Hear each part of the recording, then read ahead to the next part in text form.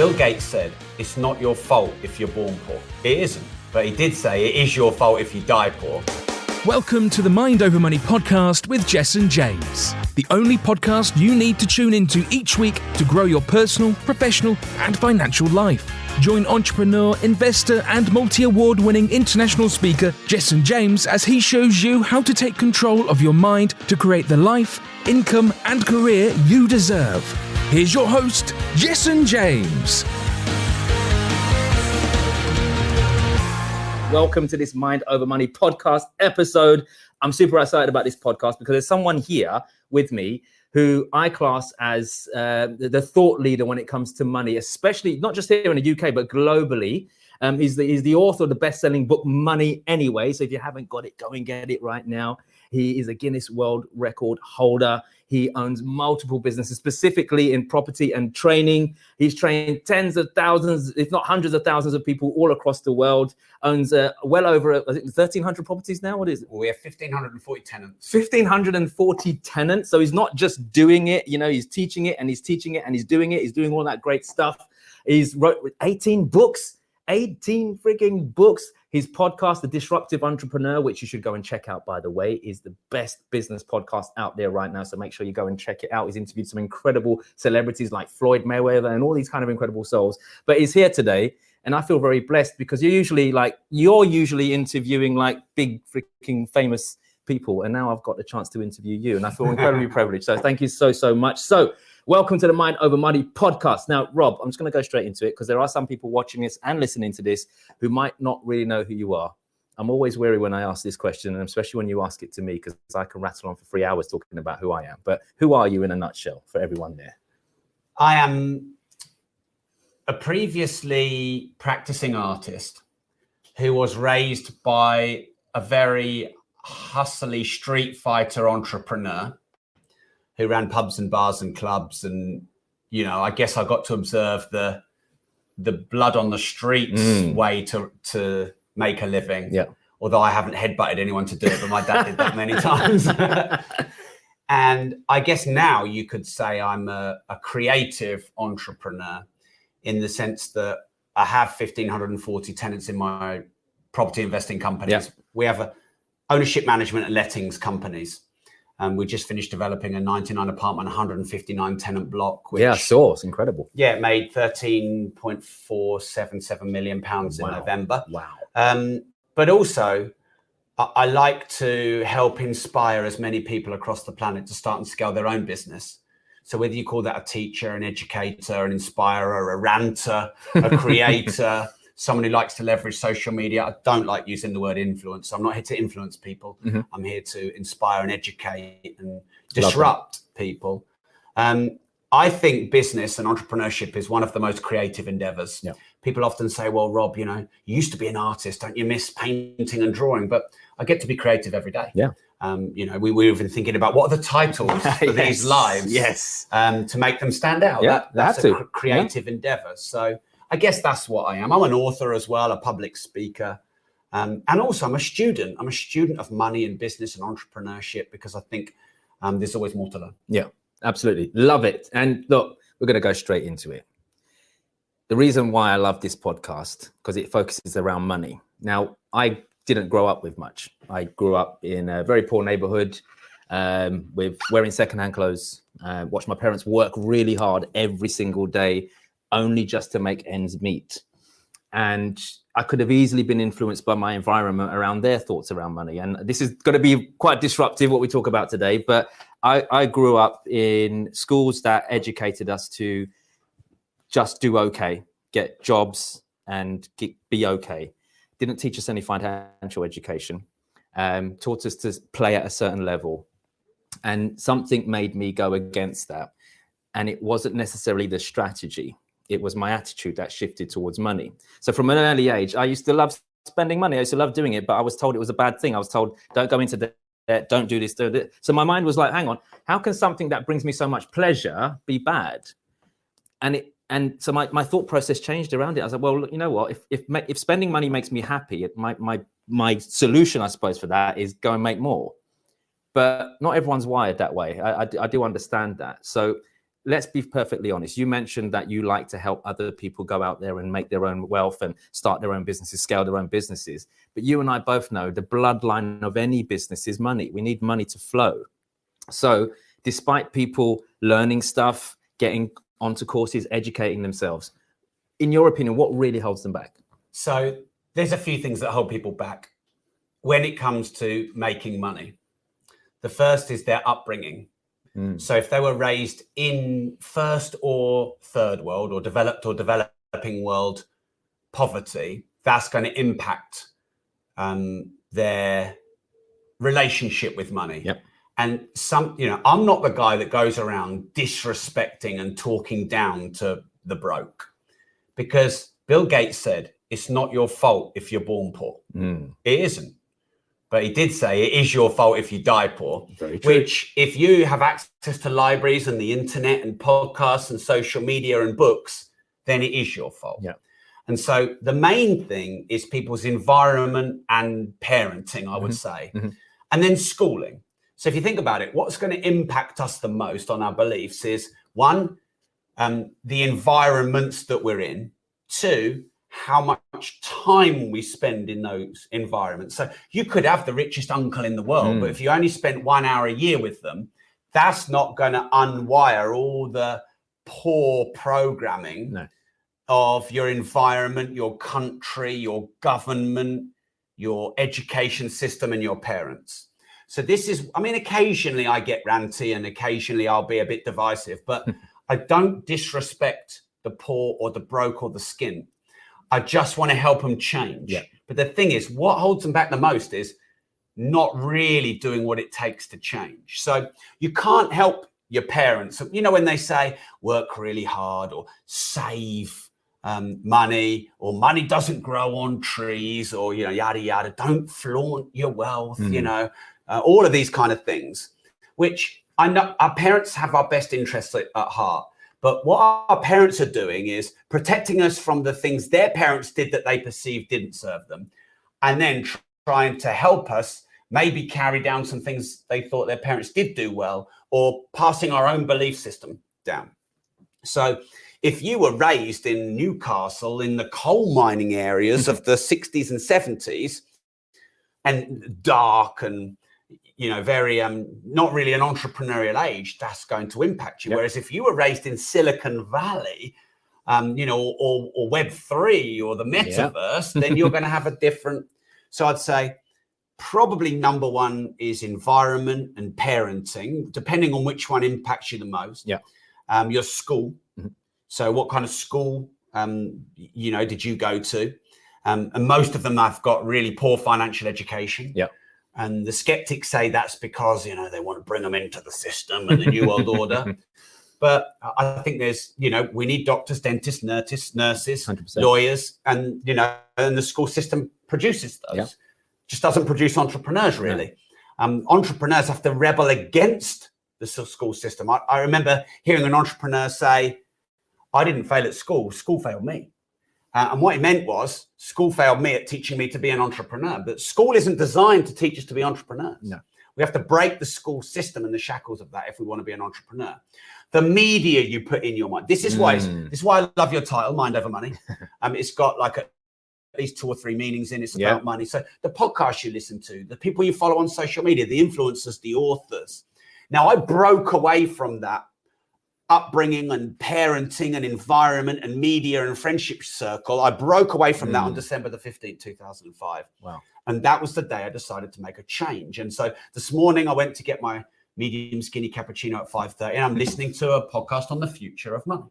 So, I'm not listening to the radio. Yeah. I'm listening to a podcast on the future of money, even though I am the author of Money and even though I've got the podcast called Money. Yeah. I'm still educating myself on money. The people I speak to are a deck of millionaires, 100 millionaires and billionaires. The people I follow on social media are that. The people I interview are that. So, there was a really famous study done. I think Sigourney Weaver ended up doing a little film documentary modeling it, but there was someone who lived with I think apes or monkeys in the forest for many, many, many years. And she ended up exhibiting the traits of these primates because you become your environment. 100%. So if you want to make a change, you have to look at your environment, because Jessen, I know you're into mindset and personal development and positivity, but it's really hard to do all that when everything around you, media, parenting, friends, family, are all infiltrating you with all this negativity or socialist, communist sort of conspiracy outlook, theories, or attacking the billionaires or whatever else. Whereas that's a lot of energy to resist that, push that all away and protect yourself in your mind. The easier thing to do is to just change your environment. So anyway, I can't remember what the question was, but there's some thoughts. What's the biggest thing that holds people back? Their environment, their upbringing, their education, etc., and then the lack of responsibility to change. See, that's why I love you, because you just say it how it is and tell the truth. I'm going to add something to that, because it's all of it is true. And I guarantee you, people listening, people watching at home right now, guarantee you they've also had other people around them tell them that as well. Change your environment, look at your upbringing, look at the patterns of behavior you're engaging in, look at all of that stuff, and they still don't move. And I'm going to go as far as saying is because when people say they can't, it means they really don't want to. So what they're really saying is, or it sometimes means they don't know how yet. Yeah, or they're scared. Lack of education. Yeah. But what I look at is we're living in a world of abundance of resources. Becoming a millionaire in the 1970s was way harder than it is to become one right now, because there are so many more resources available. So when you're seeing people around you do this day in, day out, there is not one, and I refuse to believe that anyone can say that in this world of abundance that we live in, that you can be broke. Like you just said, it's a choice to a certain extent. My thing though is this: no matter how much they learn from you, from me, from anybody out there, there's something on a deeper level that's stopping them from moving forwards. And that, with all due respect, is comfort. Comfort is the enemy of greatness. There we go. They're comfortable. And I'm sure you've seen this as well, where people say, like, for example... Oh, by the way, you can be comfortable and still be completely in the shit. Yeah. You know, it's not like this is the point. Means quite a good life. No. Just scared of change. Scared of change. You can literally have £0 in the bank, but you know, come what may, you still got a roof over your head. You're going to eat something today. And you're going to be okay, whatever happens. And that's because people, unfortunately, don't move until it really, really, really goes bad. Yeah. So it's not about resources, about resourcefulness. Yeah. So what needs to happen for someone to actually go, right, I need to be more resourceful now because enough's enough. Now, my take on it is you tolerate stuff and then you have standards. Tolerance gives you flexibility. Standards makes you go, right, I'm not doing that anymore. So what do people really need to do to actually tap into their standards and not tolerate stuff? Because a lot of people are just tolerating it. They look at you all the time and go, thanks for the content, Rob. Thanks for the content, Rob. Thanks for that. Oh, that's amazing. That's amazing. And you meet the same person next year and they haven't moved. So say it how it is. What do you want to say to those kind of people? They probably need to get more uncomfortable. If they're too comfortable to make a change, which is one of the theories you're putting across, and I agree with that, then they need to get more uncomfortable. Now, you'll get uncomfortable two ways. Someone or something or an event will disrupt you into discomfort. Yep. Like on December the 15th, 2005, when my hero, my dad, had a massive nervous breakdown in his pub, literally started convulsing and looking like he was having an exorcism, and got beaten up by the police and arrested and sectioned and diagnosed with bipolar. And that happened in front of you, right? That happened in front of me there. And my mum and my sister on the front lawn outside our pub. And there were at least 30 of the customers looking through the window watching it happen as well. And I was that person you're talking about. I was complacent, cocky, comfortable, uncoachable, flippant, arrogant, hurt, all these things. I wasn't a complete twat, but I wasn't far off. But it manifests in these defensive protection mechanisms. And I was that guy. So I know, because I've been through the journey. I wasn't born into wealth. And I started with nothing. I started with minus £50,000. I was in debt. So, but what happened to me was I got so uncomfortable because of an external event. But you either wait for an external event like that, which one, you could be waiting a long time. And two, if it happens, it could be disastrous. So you don't want to wait. You need to create that traction and that energy and that pain. So I remember Arnold Schwarzenegger.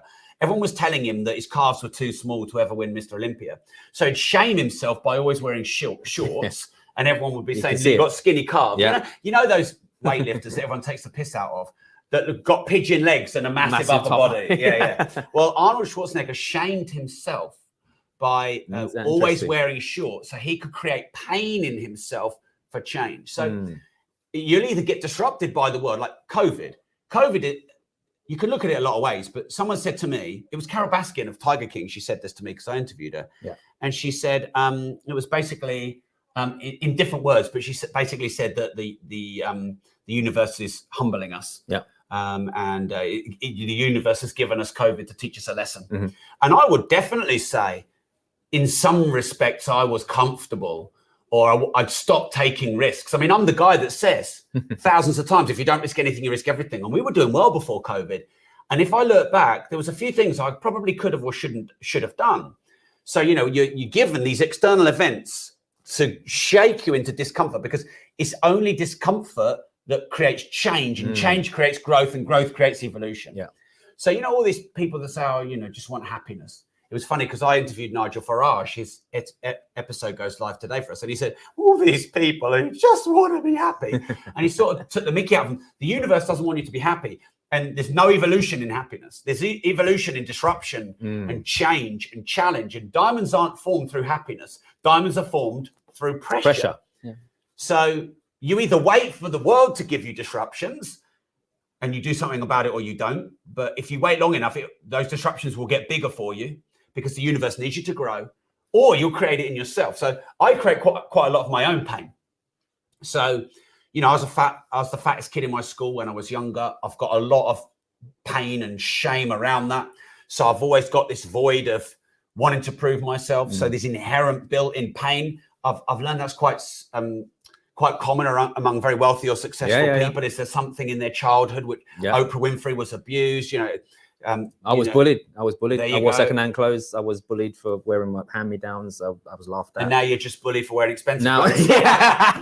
Exactly. Yeah, I spend a lot of money to look this stupid. Yeah. So I've got that inherently in. And a lot of immigrants like Arnold Schwarzenegger, Gary Vaynerchuk, you know, the immigrants. And there's a lot of pain and racism, which you would have experienced, 100%. which is awful. But there's an upside to everything.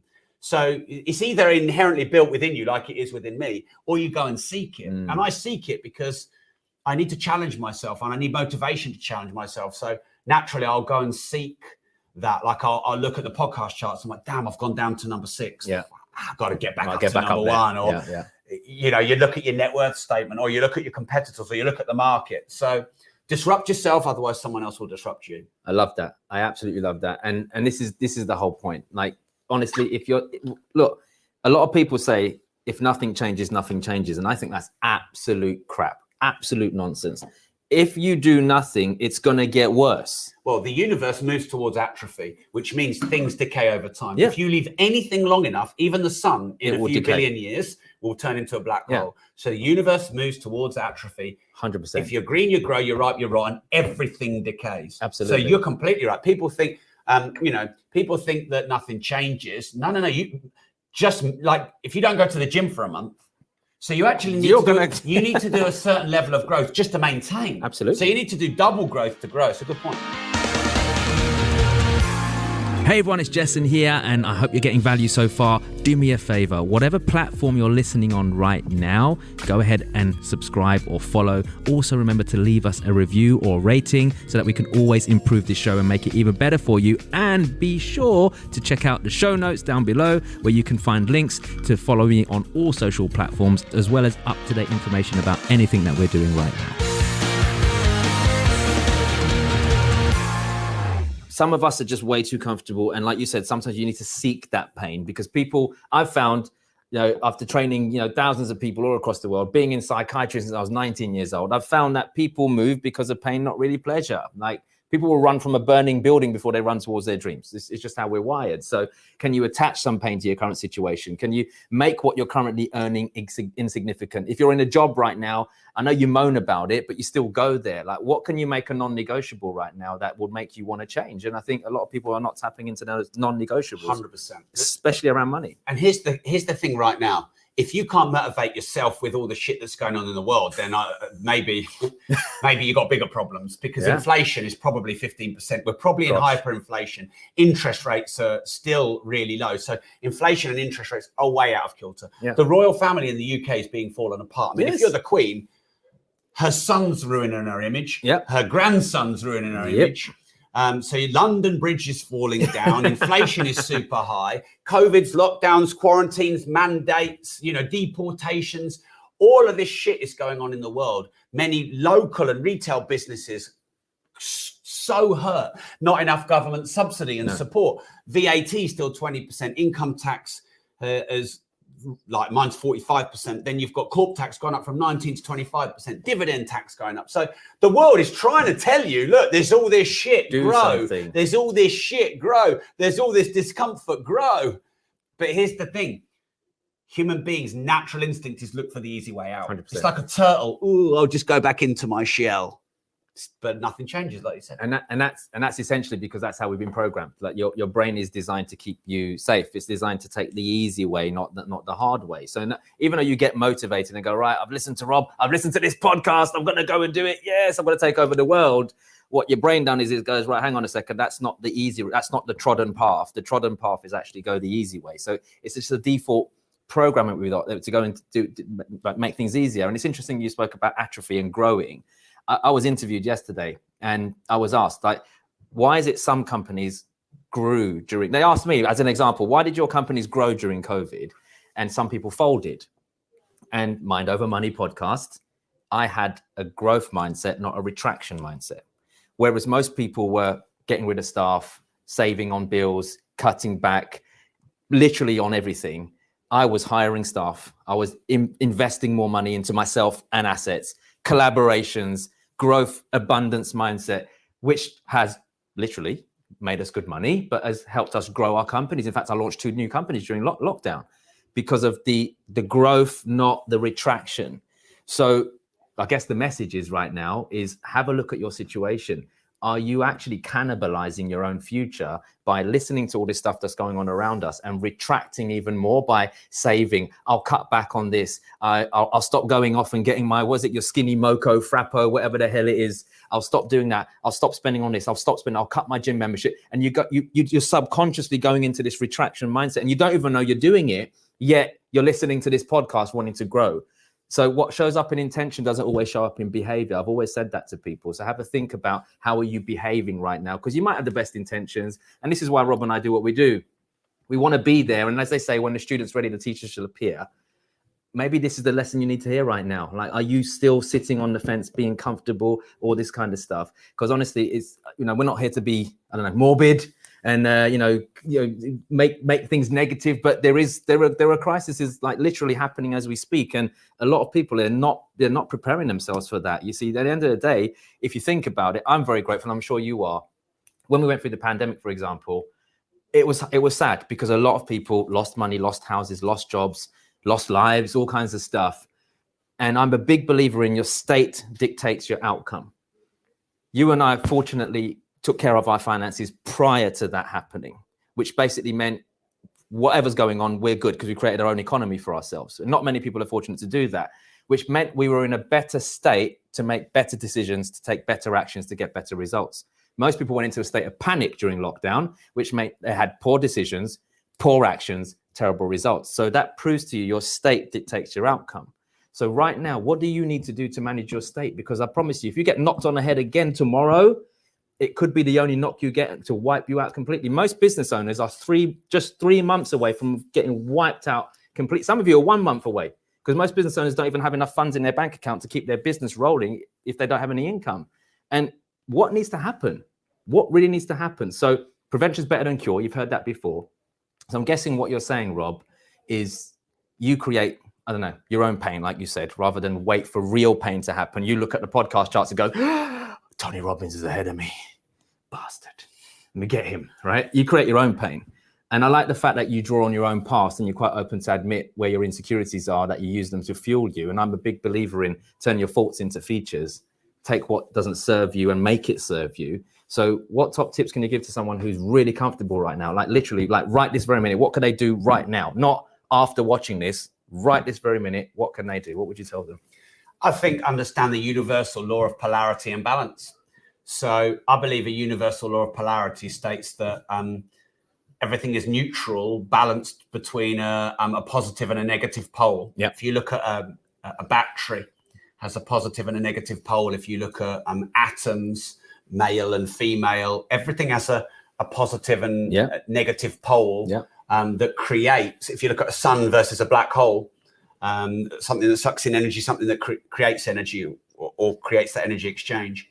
So if you look at a COVID pandemic lockdown, most of us would only see the negative pole. We wouldn't see the positive pole. So if you're able to see the upside in the downside, I think that's the greatest gift you can give to yourself. So love that. It's easier to do when you're in a balanced emotional state. So when you're elated or depressed, so elation is an extreme positive pole. Depression is an extreme negative pole. And both of those are out of balance.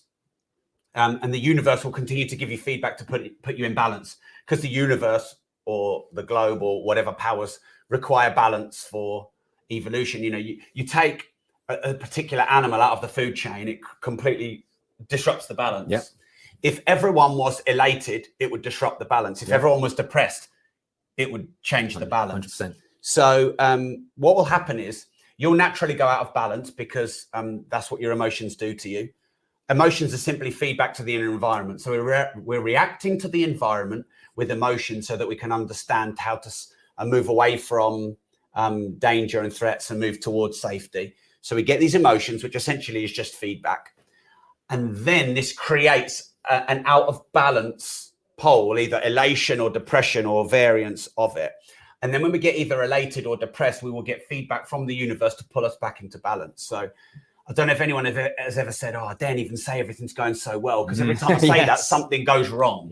That's because the universe can't have you always doing well. Yeah, but it wants you there as a reward, but it can't have you always. There's an offset. And then I don't know if you've ever felt so shit that everything's going to shit, and then something came along to help you, or you moved beyond a hard marriage, or you moved beyond going bankruptcy or whatever. So in the end, you always get through, because you can't be down for all that time as well. So you'll always be pulled back down into balance and lifted back up into balance.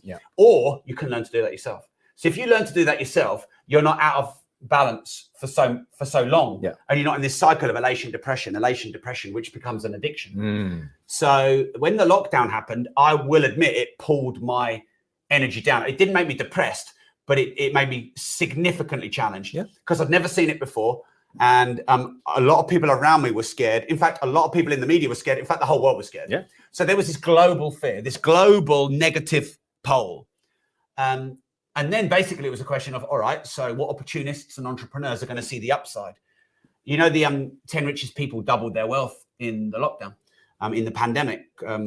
Bill Gates' wealth went up by 30%. Elon Musk's went up by 1,000%, according to Oxfam. So, you know, they did all right. And I've been talking about running a global company for years. I've been talking about running online events globally for years.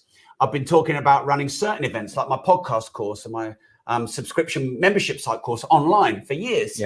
So even though I'm pretty proactive, there's plenty of things that I wasn't doing, that I was intending to do. Likewise. And the lockdown gave me the greatest gift, which was do it now, motherfucker. And so I really do think that the law of polarity is a great guiding light for business and life. Because we all know that tomorrow we can wake up and get good news or bad news. We all know that we can have good days and bad days. And we all know that they're ahead of us. Whereas if you can see the upside in the downside, you have the ability to regulate your emotions. And when you are neutral in your emotions, you make better financial decisions, better business decisions, better relationship decisions. Like in a relationship, what's elation? Elation is blindness to the downsides. People think elation is, oh, it's the fantasy. Oh, I'm in love. Oh, finally, I found the person of my dream. No. Because you end up marrying that person and then you end up divorcing that person. But that's the same person. So elation is blindness to the upsides. Depression is blindness to the downsides. So if you can do this yourself, rather than having to have the universe throw you people and events and feedback to put you into balance. And then the second and final thing I'll talk about what people can do. One, understand the universal law of polarity. And two, to fully understand that, you have to be grateful for all things and small things, not just the good things. So anyone can be grateful when they're skipping down, holding hands in the summer through the poppy fields. Oh, my life is great. It's fucking easy to be grateful then. But what about when your business is going to shit? What about when you're getting trolled like hell on social media? What about when you're going through a difficult divorce? What about when you're going through a lawsuit? Now, if you can learn to be grateful for that and see the upside in that, and that regulates your emotions, you'll make better decisions. That's probably one of the most spiritual answers I've ever heard you come up with. Have you been like getting one-to-one mentoring from the Dalai Lama or something? Like, well, do you know what? That was deep. You know the real summits that we both speak. Yes. Well, two of those events ago, before me was Robin Sharma. Right. And after me was Deepak Chopra. There you go. So a spiritual you got sandwich. You got. And I love, you know what? I love that, because that's the core of everything. Like you just hit the nail on the head. Obviously, being an ex-psychiatric nurse, I have witnessed actual elation in bipolar elation, depression. It's up and down. So I've seen people super duper up there, elated, dangerous, unaware, most dangerous, unaware of all the dangers around them, like walking into the middle of the street, like there you go, right up there. And then I've seen people right down on the floor, unaware of all the bad things that are going on right now. Like literally, there's no balance. Yeah. And I suppose, like for me anyway, having seen that, and I could align with a lot of what you're just saying there. Like I was doing extremely well, and then my balance came in the form of a divorce. And I was like, suddenly I'm having to sell assets, sell property, sell businesses, going, what the hell? It's like having judges tell me what I can and can't do, and where I can see my kids, and how I can do this and how I can do that. And it felt like my whole world was crashing down around me. Even down to afterwards when I fought the case and I got custody of my kids and I did all that kind of stuff. Like it got to the point where, you know, I found I had some resentment around my ex-partner and stuff and things like that. And resentment is more focused on downside. There you go. Yeah. So then what you've just said about gratitude, I went, you know what? There's no point me being upset or angry with my ex-wife. There's no point me being, you know, bitter towards her or any of us or the situation where it might be. And I had to sit down and literally list out, what am I grateful for about her? And the biggest thing I was grateful for is that she blessed me with my 2 boys. And the minute I said that, everything changed. Literally in that moment, all the, you know, anger towards how she was and all the money I had to give away and all this, it just disappeared. Like literally like that. And so I'm a big believer in gratitude has the power to take you from a place of darkness to a place of light in literally record time, if you allow it and allow it to do that. And with money, I was actually did a Facebook Live about it this morning. I did a money challenge to my followers this morning. And I was telling them, because you mentioned about gratitude, how can the universe possibly give you more of what you're already ungrateful for? Think about it. Most people have got, like, they're complaining, I don't have enough. I've got £5 in my pocket. I've only got a tenner on my bank account. I've only got this. I've only got that. So you're basically already ungrateful for what you've already got, but you want the universe to give you more of what you're already ungrateful for. So that doesn't work. So it starts with being grateful. Even if you've got £5 left, being grateful for the fact that you've got £5. So that's £5 more than the person who's on the street right now who has absolutely nothing, right? So rather than leave people hanging with, you know, we've had a good bash at the system, lack of education, people not knowing better. We've got you to question where you are right now, where you want to be. I'd like to ask you a question that kind of round this all up, because people come to you a lot, and including myself, around income generating ideas. So I'm going to say up to 3. I'm going to let you roll with it. If you feel like just fleshing out one, you can. What would you say your top 3 income generating strategies that people could do right now, even if they have access to limited resources? What could they do right now? Would you mind sharing that with us? Sure. Well, I think I'm going to go 0, 1, 2, 3. Cool. So 0 is you have to have the fertile soil in which to plant these seeds of wealth. So the fertile soil is what we've been talking about, being grateful for what you have. You know, you'll never make more money until you learn to manage better what you already have. It would be to respect money and don't disrespect it. It will be to love it and not to hate it. It would be to admire and learn from the wealthy rather than just shout out that they should all be taxed more, etc., etc. So you have to have a belief that you can use money for good, that you're deserving of wealth and riches, that well-being is actually financial as well as spiritual and emotional. Do you know, everyone listening, that the etymology, the history of the word wealth comes from, I believe it's Latin, weal, W-E-A-L, which means well-being. Right. So actually, when you go back through the ages, wealth meant well-being. And people say, oh, well, money doesn't make you happy. And someone even said to me in one of my Facebook lives that, money doesn't create good health. But I would challenge that. Yeah. One, because over time, wealth and well-being have merged into this definition, which means it must have come from well-being. And you, over time, money has enabled you to have better health, better healthcare. So let's say you got diagnosed with stage 3 or stage 4 cancer, and you had to wait 6 months for your op, or you could pay private. Yeah. You could pay to a school, or donate to a foundation, or build a hospital, or you could travel well. You could eat good foods. Yeah. There's a lot of research out there which is now basically saying you can eat disease away by eating good food, eating good, healthy, balanced, whole food. That's more expensive than cheap processed food. Yep. So do not make the mistake that health and wealth are a separate concept. They're not. They're interlinked. Health is wealth and wealth is health. And the richest people over time live the longest. Yeah. Because they've got access to all the science and the research.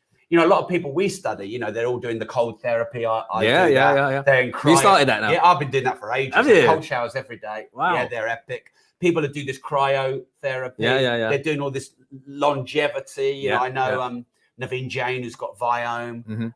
So it's the rich people that are doing that, not the poor people. Yeah. So again, you just have to have a fertile soil of belief of money and good and wealth and health and balance and the spiritual and the material all linked. So that's step 0. Yeah. Step 1 is I would educate yourself on all things money. I would learn about finances, currency. I would learn about the history, the psychology, the story of money, which is why Mind Over Money podcast is great for you. Yep. I have a podcast called Money. I have a book called Money. So stage 0, fertile soil. Stage 1 is learn about money, honor and respect money, and educate yourself well.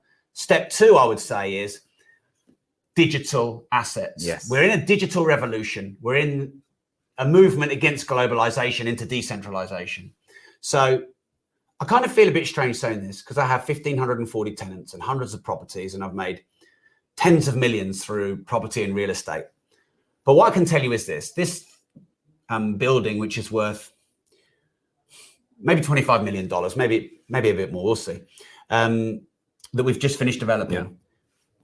It made 13.477 million in November 2021 on the profit and loss, but it took 4.5 years, massive planning issues, massive hike in material costs with what went on in the world. We lost one main contractor and then another one. We had to have 2 lawsuits. We had all these people working on site claiming they'd broken their foot or whatever, trying to game us. We had so much resistance from so many people. It consumed millions of pounds, and now it's done. And that's great, and it was worth it. But starting a podcast, you don't have that pain. No tenants and boilers in a podcast.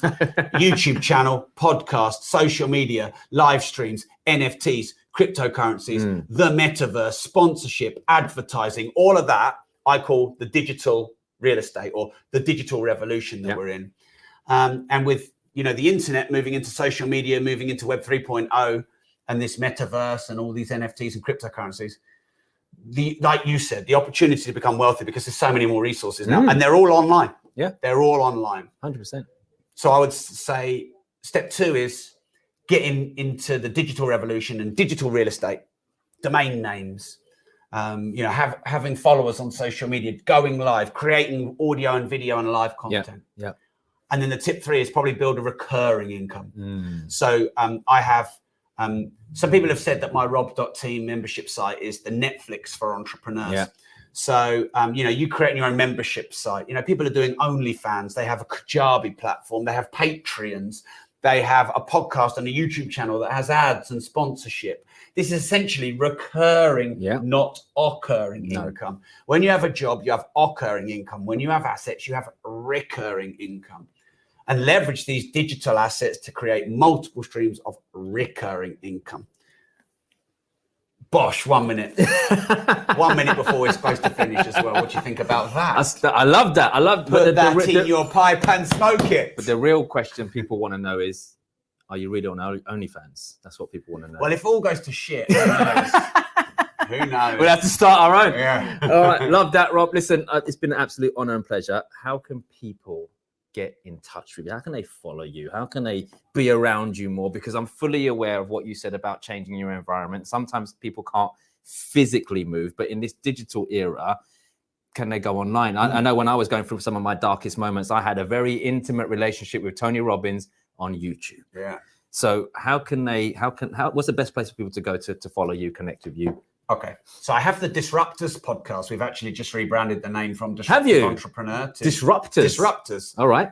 And we're getting some bigger, badder, and more controversial Hey. guests. So Disruptors podcast. Yeah. And then you could just find me, Rob Moore, on any social media. Google me, whatever social media channel you're on. Yeah. I'm also on And my that's rant. more That's MOORE. it. My rants are on. I do the rants on Facebook. We do. You don't do rants, do you? I do. Do you really? Yeah. Some of my rants go quite wild. I bet they do. And for anyone who might be on my channels, Mind Over Money, Jessen James, Jessen James. So yeah, you're all about mind, motivation, and money. Absolutely. Thank you. Appreciate it. And look, if you are watching this right now and you got value from it, especially people watching live at home who are currently watching this, you can go and pre-subscribe for the Mind Over Money podcast right now. We go live, launch it officially on Thursday, and it's going to be weekly episodes, weekly guests, incredible content to serve you, to help you get out your own way and make incredible wealth. But if you're able to go and do that right now, Mind Over Money. And for those of you who are watching this or listening to this right now, make sure you go and subscribe, leave a review, leave a comment, leave something, and go and share it with someone who you really, really care about. So Rob, any last words for anyone here? Yep, there is. What's that? If you don't risk anything, you risk everything. Love it. Take care, everyone. Cheers. See you later. You've been listening to the Mind Over Money podcast with Jessen James. Don't forget to subscribe and follow on all the channels, links in the show notes. Please also leave a review and visit www.jessenjames.com to find more resources on how to create the life you deserve.